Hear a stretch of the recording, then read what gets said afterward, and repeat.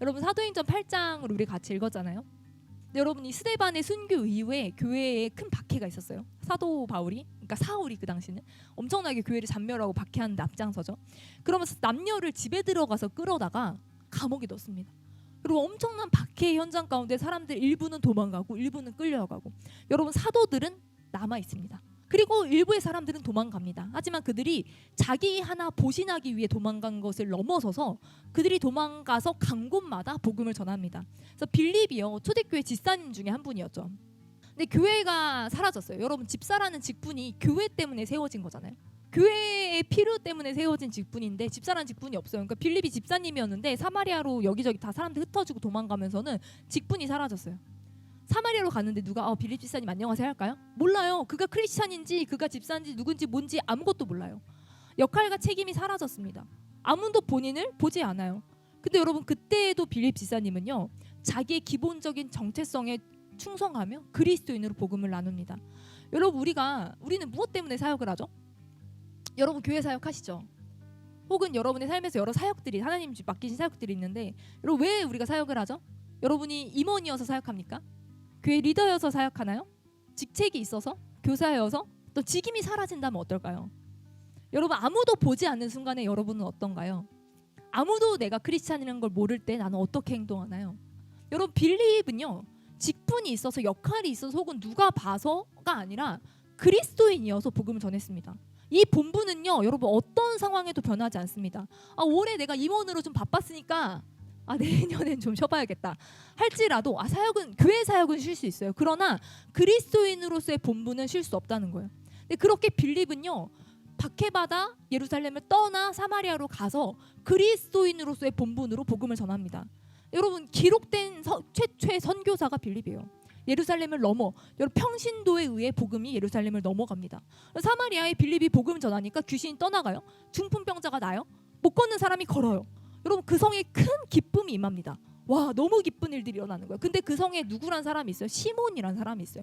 이 사람은 마술을 행해서 사람들이 놀라게 했던 사람이에요. 대단한 마술을 많이 행했던 것 같아요. 눈속임 이런 거 말고 좀 적지 않은 대단한 마술을 행하니까 능력을 행하는 거죠. 그러니까 낮은 사람부터 높은 사람까지 다 이 사람은 크다 일컫는 하나님의 능력이다 하고, 대단하다, 모두가 이 사람은 하나님의 능력을 행하는구나 하고 하나님의 일을 하는구나 하고 다 시몬을 따랐어요. 여러분 이게 하나님의 능력인지 왜 아무도 분별을 못할까요? 그냥 이게 신적인 능력이 없으면 할 수 없는 일이니까? 그래서 그런 걸까요? 대단한 마술을 행하니까 이게 하나님의 능력이구나. 왜 어떻게 누구도 이게 하나님의 능력이 아니라는 걸 구분을 못했을까요? 이게 하나님의 일인지 사람의 일인지 사단의 일인지 이걸 어떻게 구분하냐는 거예요. 왜 사마리아 성에 있는 모두가 이걸 헷갈리냐는 거예요. 이걸 왜 모두가 구분 못하냐. 여러분 이게요 스스로를 높이는가 하나님을 높이는가를 보면 됩니다. 사단은요 자기를 높입니다. 교만한 영이에요. 교만의 영이에요.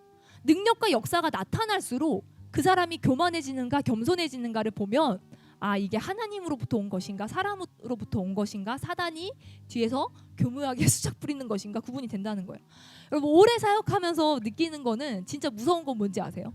제가 이제 강의하는 일을 많이 하잖아요. 선교단에서 10몇 년 넘게 강의하는 일을 많이 했는데 이게 진짜 무서운 게 뭐냐면 내 영적인 상태가 진짜 안 좋아도 사람들이 은혜 받는 거예요. 이게 진짜 무서워요. 예배인도 해보신 분들도 아실 거예요. 나 진짜 상태 안 좋은데 사람들이 막 은혜 받았다 그래. 그때가 진짜 무서울 때요. 사역자는 진짜 그때 조심해야 되거든요.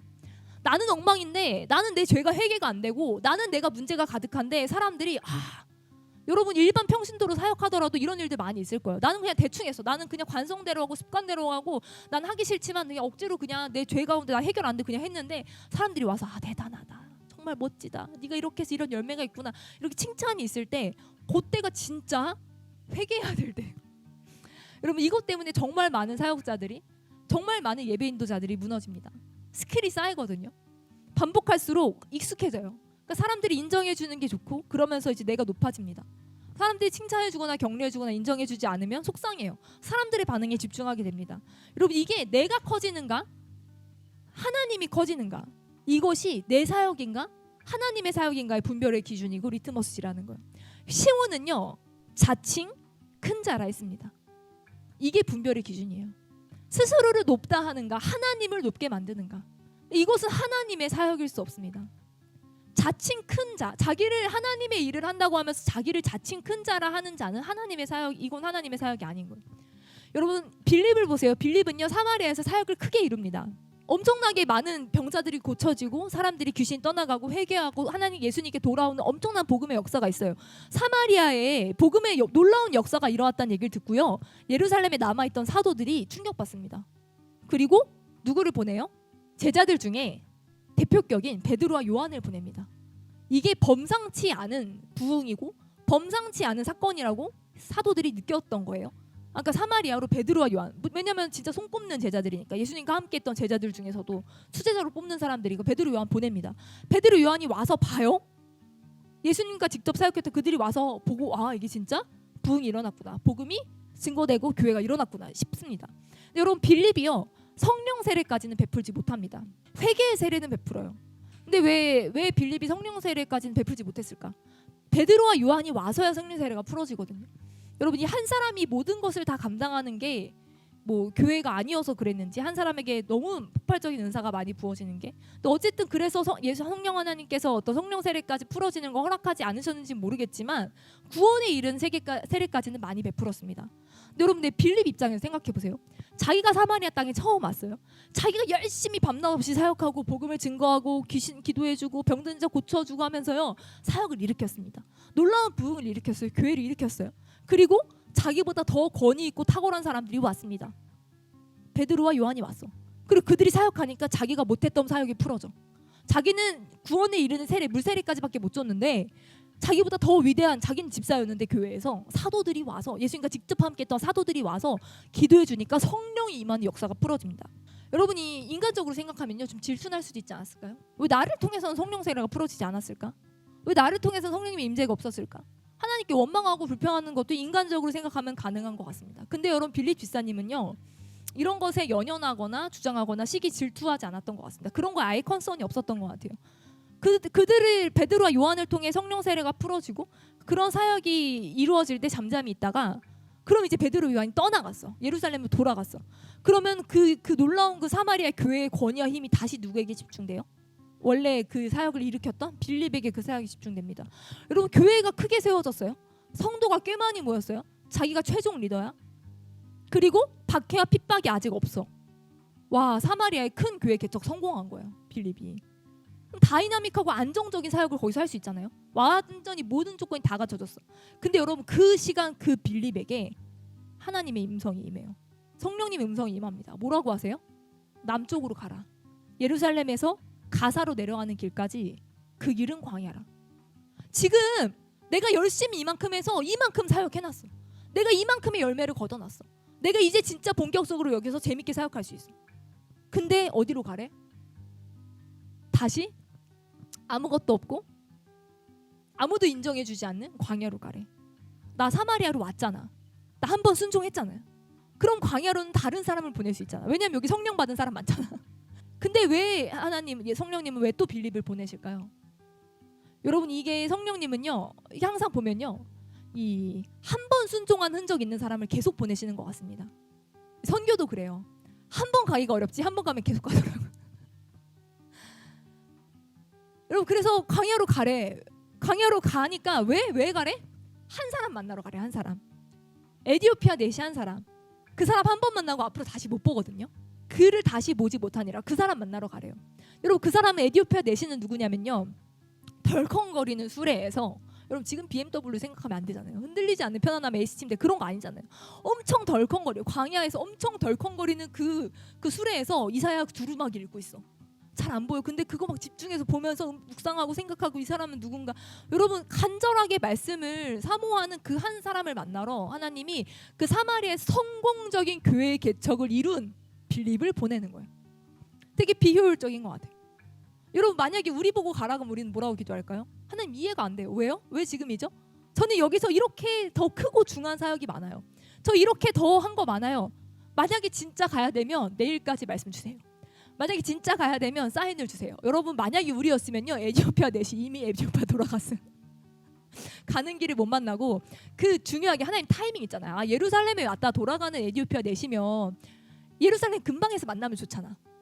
근데 그 넘어서 과사 넘어서 광야까지 에티오피아 가는 그 길목에 있는 광야까지 왜 그 타이밍 왜 하필 그곳이었을까? 예루살렘 근방이면 좋을 텐데.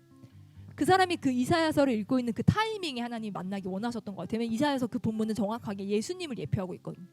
그래서 그 하나님이 사역하기 원하시는 타이밍, 그 타이밍에 하나님이 빌립에게 말씀하실 때 빌립은요 일어나서 바로 갑니다. 하나님이 성령님이 수레에 가까이 가러 가니까 빌립은요 달려갑니다. 망설임 없이 하나님의 음성에 순종할 수 있는 사람이었어요. 여러분 이게요 빌립이 하나님의 사역을 한 거예요. 시몬은 자기가 높아지는 일, 자기 사역이었어요. 그 사역을 통해 자기가 영광을 받아야 됐고요. 그 사역을 통해 자기가 성과와 자기가 열매를 누렸어야 됐어요. 시몬은. 그러나 빌립은요 너무나 큰 사역을 이루었고 순종으로 그 열매를 맛볼 수 있었지만, 그러나 하나님께서 너 이렇게 큰 사역했지만 너 다시 한번 그 에티오피아 내시에게 가라. 너 한 사람을 위해서 광야에. 여러분 에티오피아 내시에게 빌립이 복음 전하는 걸 누가 봐요? 누가 인정해줘? 야, 너 위대한 동북 아프리카의 선교의 문을 여는 대단한 사역을 했구나. 누가 이렇게 얘기해 줍니까? 아무도 보지 않고 아무도 인정해주지 않는 사역인데요 빌립이 간다는 거예요. 이게 하나님의 사역을 했다는 증거예요. 하나님의 사람이라는 증거입니다. 겸손히 자기가 이룬 사역을 내려놓고 한 사람을 위해 광야로 나아갔습니다. 그래서요 주의 영이 빌립을 이끌어 가신지라 내시는 기쁘게 길을 가므로 그를 다시 보지 못합니다. 여러분 빌립과 헤어진 후에 내시가 기쁘게 갑니다. 여러분 빌립은요 사마리아 성에서 어떤 사역을 했을 때 사마리아 성이 어땠죠? 큰 기쁨이 있었어요. 빌립이 사역하니까 기쁨이 임해요.